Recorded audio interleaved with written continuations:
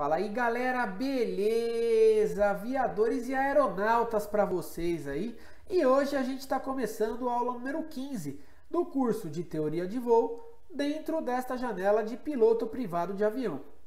E nessa aula nós vamos falar sobre o desempenho de pista. O desempenho de pista remete às aeronaves em pouso e decolagem, né? Como que elas desempenham a sua atividade de pouso e decolagem em uma pista. E eu vou trazer aqui ao longo da aula algumas informações interessantes que vão determinar alguns fatores essenciais ao pouso e à decolagem, beleza? Então eu vou começar aqui para vocês falando a respeito do desempenho de pista.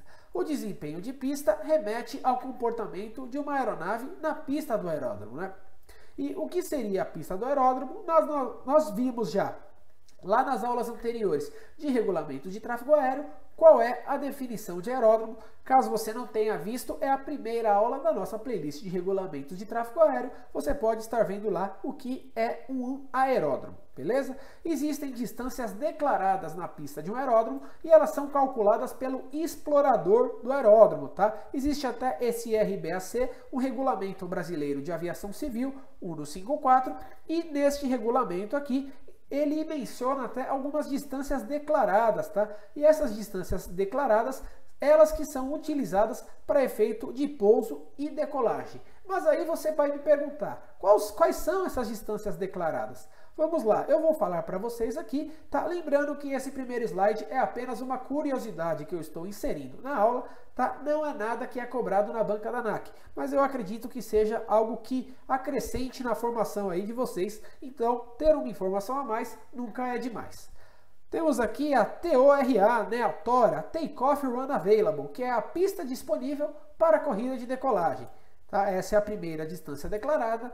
A segunda distância declarada, a TODA, Tango Oscar Delta Alpha, Take Off Distance Available, que é a distância disponível para a decolagem. Temos a ASDA, que é Accelerated Stop Distance Available, que é a distância disponível para aceleração e parada. Também é outro fator muito importante aí quando se vai calcular, né, uma pista de um aeroporto. E temos a LDA, que é a Landing Distance Available, que é a distância disponível para pouso. Então, essas quatro distâncias aqui são de fundamental importância no pouso e decolagem de várias aeronaves, beleza? Então, vamos passar aqui para o nosso próximo slide e vamos falar a respeito do primeiro termo, né? Nós estamos interessados nessa aula no pouso e na decolagem, como eu já falei para vocês introdutoriamente. E a respeito da decolagem, a decolagem é a operação que a aeronave deixa o solo e levanta a voo. E o que acontece na decolagem? Na decolagem, utiliza-se a máxima potência do motor. Para quê? Para que você consiga decolar e alçar o voo com o menor comprimento de pista possível. Se você usa a tração máxima que a aeronave tem com a máxima potência dos motores, obviamente você vai ter aí uma condição de grande aceleração durante a sua decolagem. Então eu coloco para vocês esse GIF aí de uma aeronave decolando e já assim que saiu do solo, recolhendo o seu trem de pouso. A respeito do funcionamento das hélices aí durante as decolagens. Uma hélice de passo fixo, quando você tem uma potência máxima e uma baixa velocidade, ou seja, você deu motor a pleno, só que a aeronave ainda não embalou na corrida de pista. Nós vamos ter grandes recuos e baixa eficiência, né? Lembrando que nós temos lá o passo efetivo, o passo geométrico e o recuo. Quando o recuo é muito grande, o passo efetivo diminui um pouco e com isso a eficiência da hélice vai diminuir, beleza? Então grandes recuos vão ocasionar baixa eficiência propulsiva da hélice. Agora imagine a segunda condição, ó. A aeronave começou a corrida de pista e ela atingiu uma velocidade maior. Aqui eu coloquei como exemplo 80 nós para vocês. E aí, quando você tem um aumento da velocidade do avião, o que acontece? A tração e o recuo ele diminui um pouco, mas a eficiência e a rotação da hélice aumenta. Ou seja, uma aeronave embalada, ela tem menos potencial de tração do que uma aeronave que estava parada lá com os motores a pleno, totalmente esforçados, beleza? Mas isso daqui é apenas um conteúdo complementar. O que interessa aqui, primeiro aí, algo que não coloquei num balãozinho, né? Aqueles balãozinhos que eu gosto de colocar em formato de nuvem nas aulas, mas é uma informação nítida de balãozinho, tá? Uma informação típica de balãozinho. A aeronave ela deve deixar o solo apenas com velocidade de 120% a 130% da velocidade de stall. Por quê? Por uma questão de segurança, tá? Então a primeira coisa que vocês têm que lembrar é isso. A velocidade de lift-off da aeronave é de 120 a 130% da velocidade de stall. Abaixo disso, existem alguns riscos associados, tá? Gravem isso na cabeça, isso é questão de ANAC. Agora nós vamos falar a respeito do atrito com o solo. As rodas da aeronave em contato com o solo durante a corrida de decolagem apresentam força de atrito, opondo-se à corrida da pista. Para falar sobre esse tema, eu vou trazer para vocês aqui o tema força normal. Não sei se vocês lembram de ter visto isso no ensino médio, mas com certeza vocês viram, né? Nós temos aqui, por exemplo, um sólido apoiado sobre uma superfície. Esse sólido, ele ocasiona uma força sobre essa superfície, que é a força peso do sólido. E a superfície devolve uma força perpendicular a ela, chamada de força normal, que tem a mesma intensidade do peso. Portanto, a força normal é uma reação da força peso, certo? Então, se eu tiver grandes forças normais, eu vou ter também grandes forças de atrito, porque a força de atrito ela é calculada pela força normal vezes o coeficiente de atrito entre as duas superfícies. Toda vez que eu mudar o material, eu altero esse coeficiente de atrito. Então, por exemplo, aqui vamos supor que eu tenho uma madeira e um concreto. Eu tenho um determinado coeficiente de atrito entre essas duas superfícies. Se eu tivesse, por exemplo, aqui, ao invés de madeira, eu tivesse uma placa de chumbo, né, uma placa de ferro, eu teria um coeficiente de atrito diferente, né, da interação entre a superfície da placa de ferro e do concreto aqui embaixo, beleza? E nós vemos que quanto maior a força normal, maior vai ser a força de atrito. E para isso, como nós estamos falando de aulas de piloto privado e teoria de voo, nós estamos interessados em aeronaves. E por isso eu vou colocar aqui para vocês, primeiramente, uma pista, certo? Temos uma pista e nós temos aqui a nossa aeronave com 0 nós, ou seja, o motor está para ser colocado em plena potência. Por ela ter 0 nós, ela tem aqui uma força-peso, né? O peso da aeronave está sendo aqui forçado para baixo, exercendo uma força sobre a superfície da pista. E, consequentemente, a pista está devolvendo uma força normal, né, nesta aeronave. Na segunda condição, a aeronave já está mais acelerada.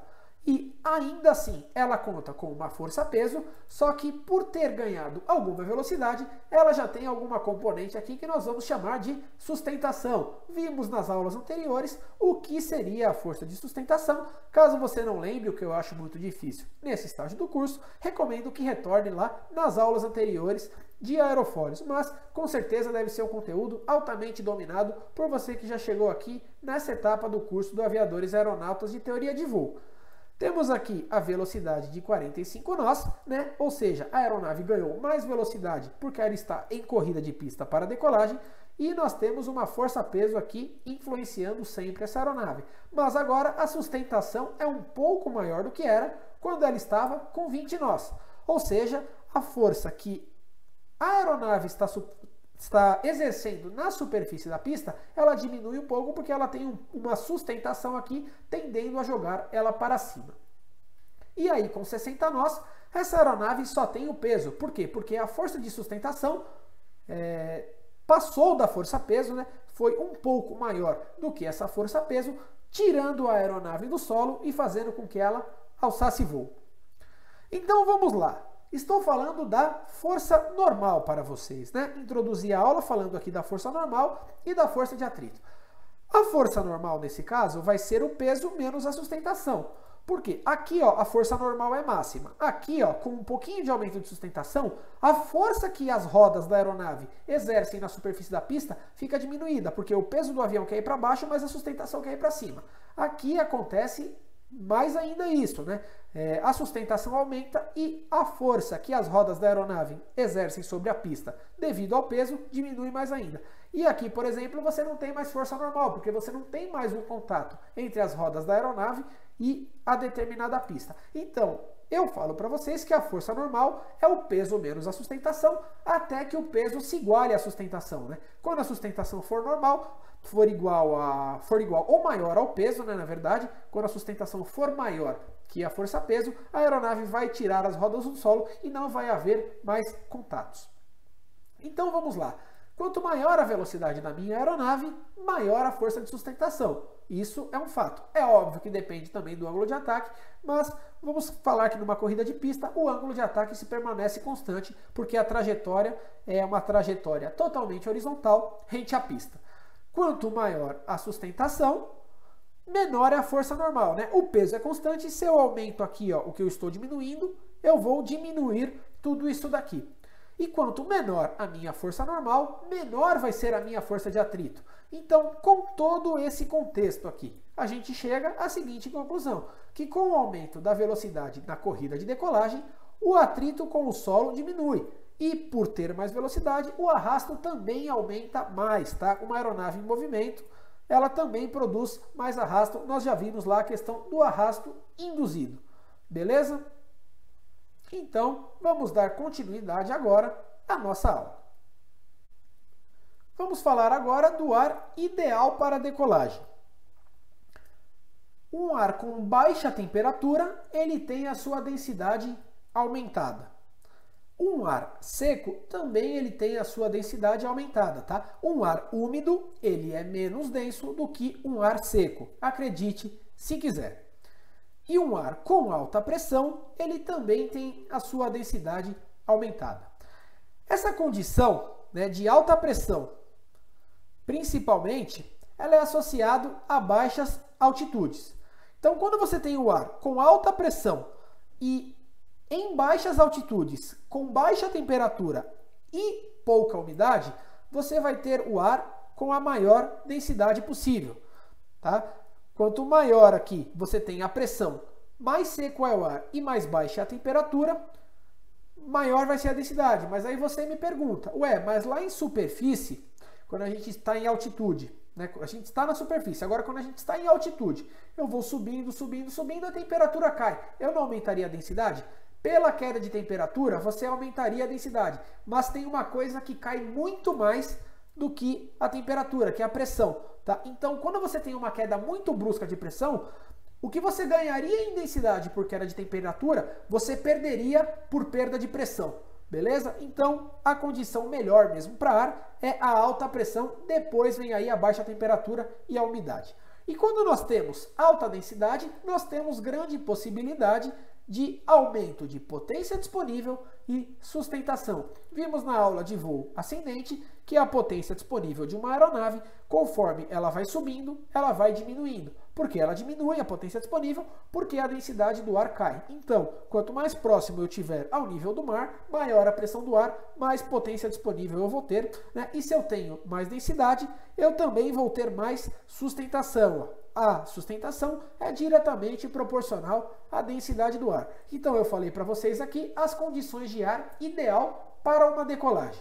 Vamos falar agora a respeito da direção dos ventos. Temos aqui a nossa pista e uma aeronave com a nossa velocidade de 0 nós.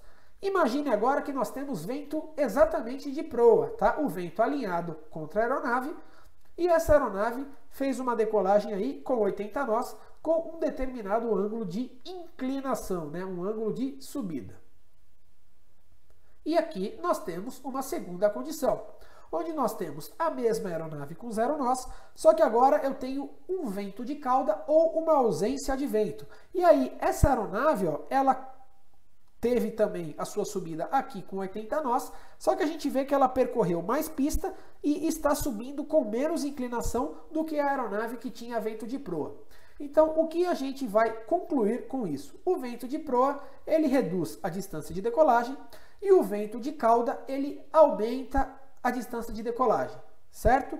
O vento de proa reduz a distância de decolagem, então é bom. Quanto antes eu conseguir tirar a minha aeronave do solo, menor eu preciso correr menos pista. E se eu tiver algum problema, eu tenho mais pista para conseguir interromper a minha decolagem.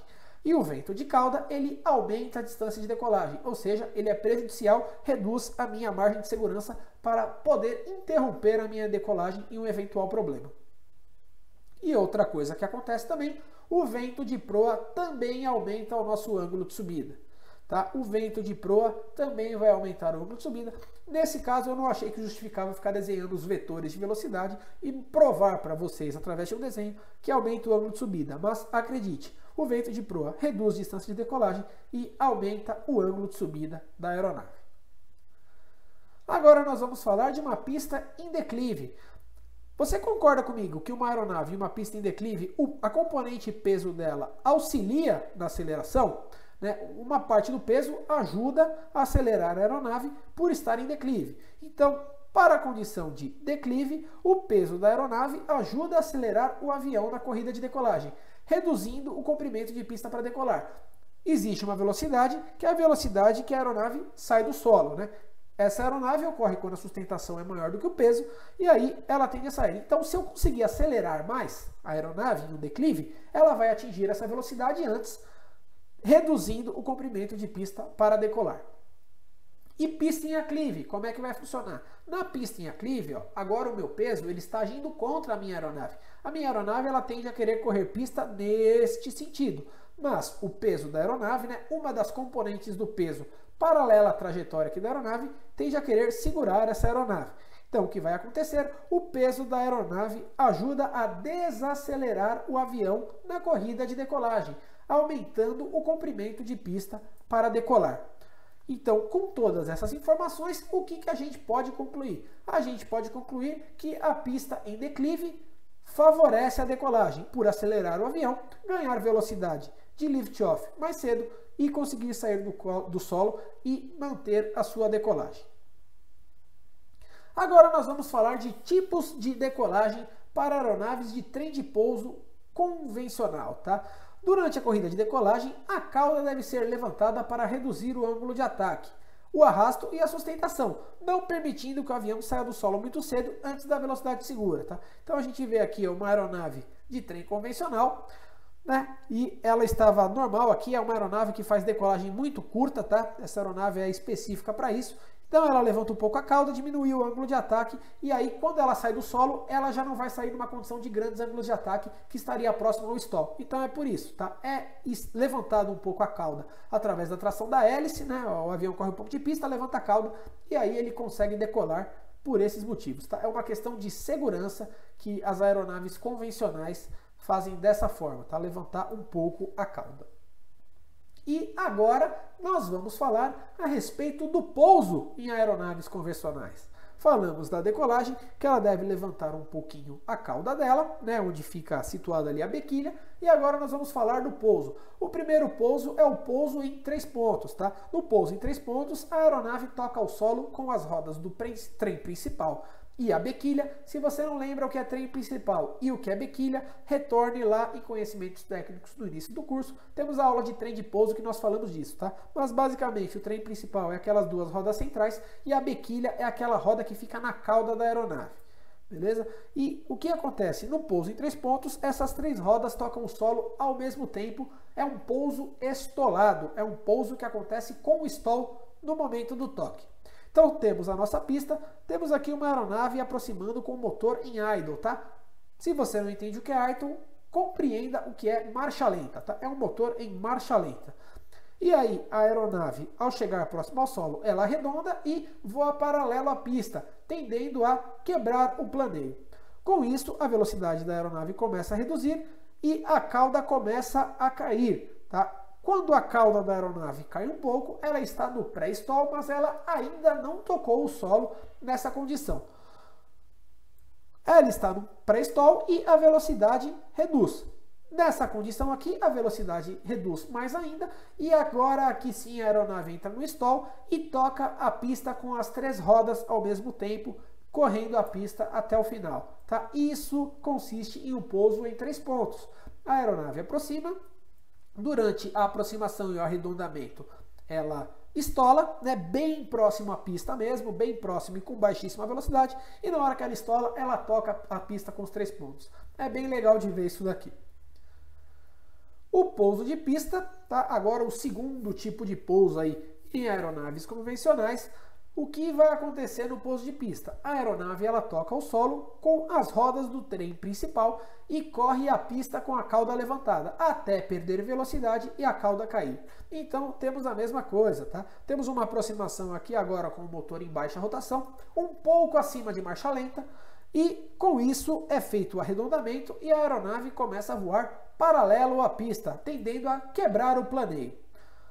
Um tempo depois, ela perde velocidade, né, e perde um pouco de altura, tocando a pista aqui com o trem principal, né, as duas rodas do trem principal, mas a cauda dela está em pé, está levantada lá atrás.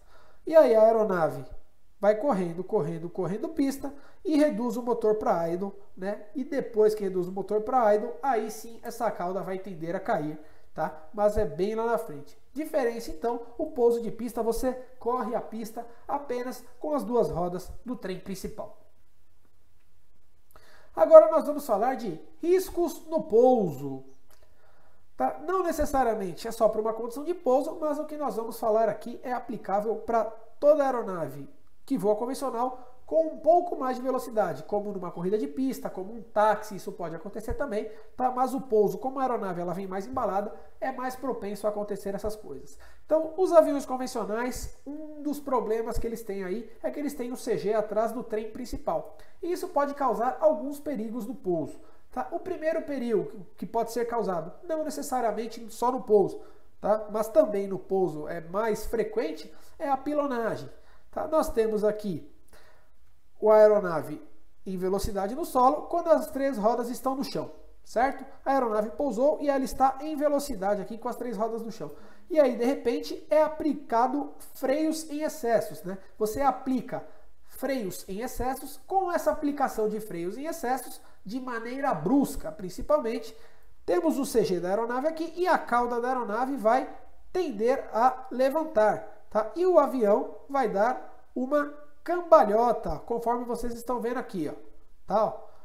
Aplicou-se o freio e o avião começou a dar uma cambalhota até virar de ponta cabeça mesmo, tá? E aí ocorre isso daqui, que eu estou mostrando para vocês, que é uma aeronave do modelo Paulistinha do Aeroclube de Rio Claro, tá? Vi essa notícia aí esses tempos atrás em um jornal lá de Rio Claro, tá? A fonte é de lá, tá bom? Infelizmente essas coisas acontecem, espero que ninguém tenha se machucado, acabei nem lendo a notícia, só usando a imagem, mas isso aqui é algo que pode trazer grandes riscos. Então, pilonagem, e isso aqui é a pilonagem, tá? Aplica-se o freio de maneira brusca e excessiva e a aeronave dá nitidamente uma pirueta para frente. Segunda manobra é o cavalo de pau, tá? O cavalo de pau é muito parecido com aquele cavalo de pau que o pessoal fala que dá nos automóveis, né? A parte de trás do carro ele tende a escorregar e no caso o cavalo de pau aqui é uma manobra de rodopio do avião durante o pouso, decolagem ou táxi também, né?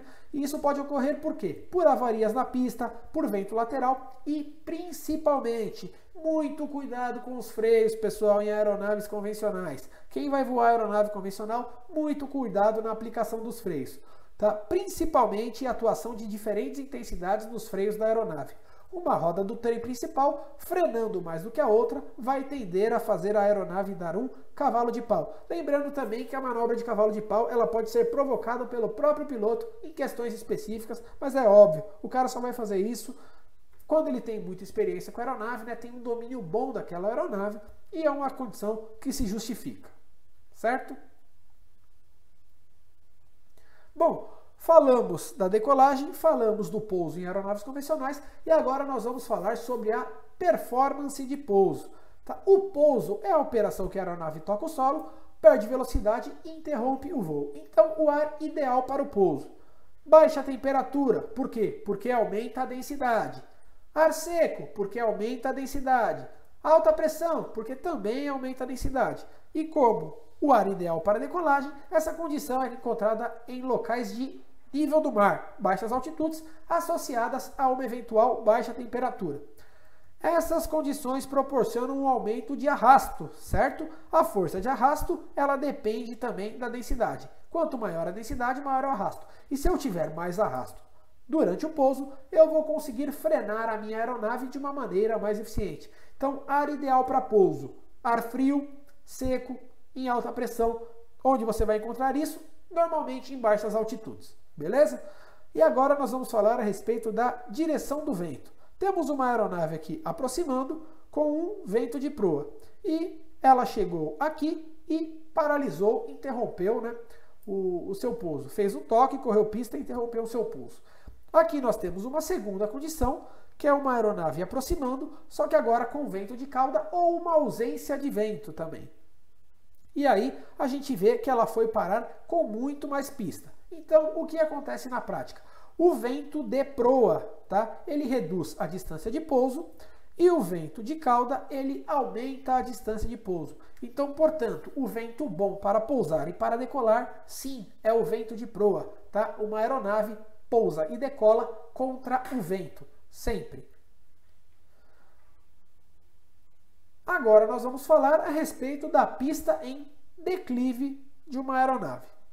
Temos aqui a nossa aeronave e a componente paralela à trajetória do peso faz com que a aeronave acelere numa pista em declive. Então, o peso da aeronave ajuda a acelerar o avião, aumentando o comprimento de pista no pouso, né? Se você está pousando em declive, você está querendo frenar o avião, mas o peso está ajudando a acelerar. Então, você aumenta um pouco o comprimento da pista de pouso.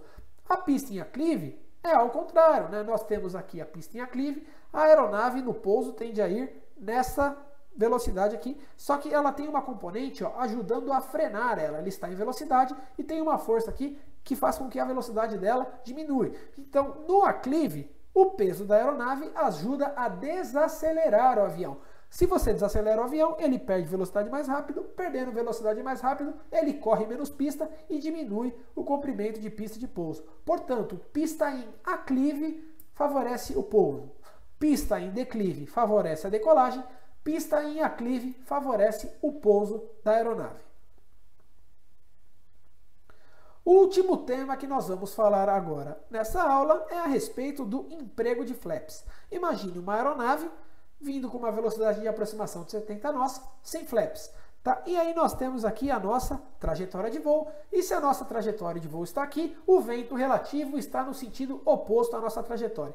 E nós temos aqui a corda da nossa aeronave. O ângulo formado entre o vento relativo ou trajetória de voo e a corda é chamado de ângulo de ataque. E aí essa aeronave parou aqui, ó, no final da pista, beleza? Na segunda condição, a aeronave ela veio com flaps 40 graus, tá? Ela veio full flaps. A gente vê que a trajetória de voo dela é mais inclinada, ou seja, o ângulo de planeio é maior, certo? Com a aeronave full flaps, e a velocidade é menor. Ué, mas como assim? Eu tenho a aeronave mais inclinada para baixo e a velocidade é menor. Lembre-se que os flaps também aumentam o arrasto, e o arrasto contribui para reduzir a velocidade da aeronave. Temos aqui a trajetória de descida, né? Ou seja, você vem mais curto, né? Um pouso full flap vai ser um pouso mais curto.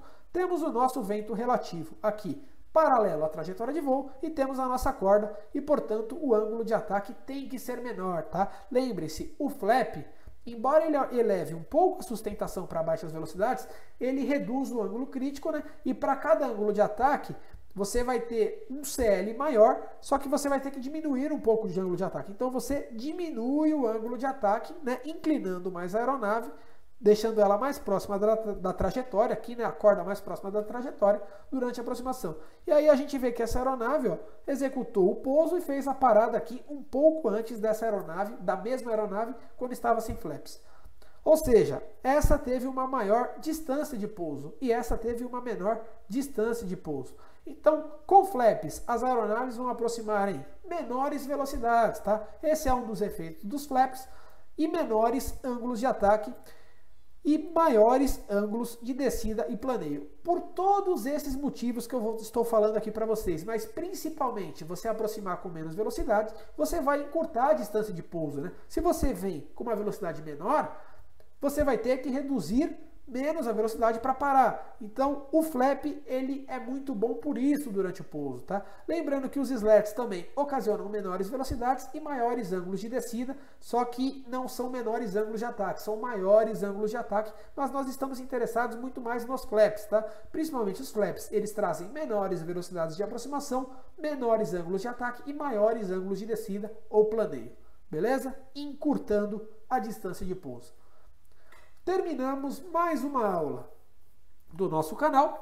Caso você tenha gostado, eu peço para não esquecer de deixar o seu like no vídeo. E se você não se inscreveu no nosso canal, se inscreve para ficar por dentro do que vem pela frente. Temos as nossas redes sociais, Instagram e Facebook, Aviadores e Aeronautas, e temos o nosso e-mail, aviadoresaeronautas@gmail.com.